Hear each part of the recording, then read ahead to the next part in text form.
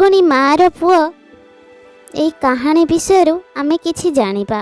मोर এই ভিডিওটা लास्ट पर्यंत देखंतु।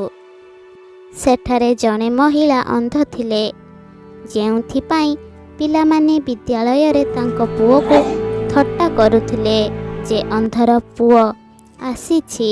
प्रत्येक जिनिस उपरे से अंधर पुओ शब्द शुणुथिले सेथिपाई से तांको मांको उपरे क्रोधित हेउथिले।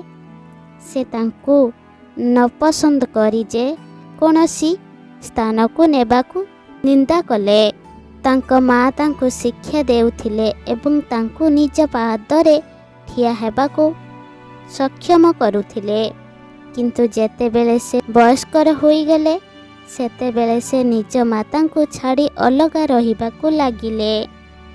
दिने जणे बुद्ध महिला तांको घर को आसी राखी को कहिले मु तुम सांग को भेटिबा को चाहे। तेबेले राखी तांको मालिक सह कथा हैला। गुरु कहिला मते कुह मु वर्तमान घरे नाही। जेतेबेले राखी बुद्ध को कहिथिले जे से वर्तमान नाहंती तेणु से सेठारु चली गले।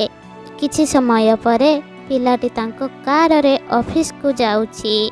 तेणु से देखंती जे तांको सामना रे बहुत भीड़ अछि एवं सेठारे काहींकी भीड़ अछि जानिबा पई से सेठाकू जाई देखिले जे तांको माँ सेठारे मुक्त अवस्था रे पड़ी छंती।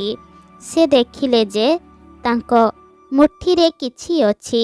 जेतेबेले से मुठी खुलिले से देखिले एक चिट्ठी जेउथिरे लेखा अछि जे से पुओ जेतेबेले तुमे छोट थिलो खेलिबा बेले तुम आखिरे एक रिबल लागी जाइथिला एवं तुमे अंध होई जाइथिलो।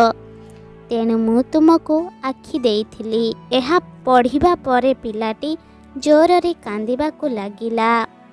ता माँ तांको निकट को जाई पारिले नाही।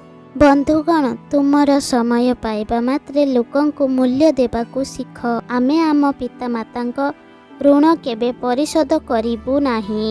मोर এই ভিডিওটা आपण मानकु जदि भल लागिला ताहाले गोटे लाइक करिदेबे।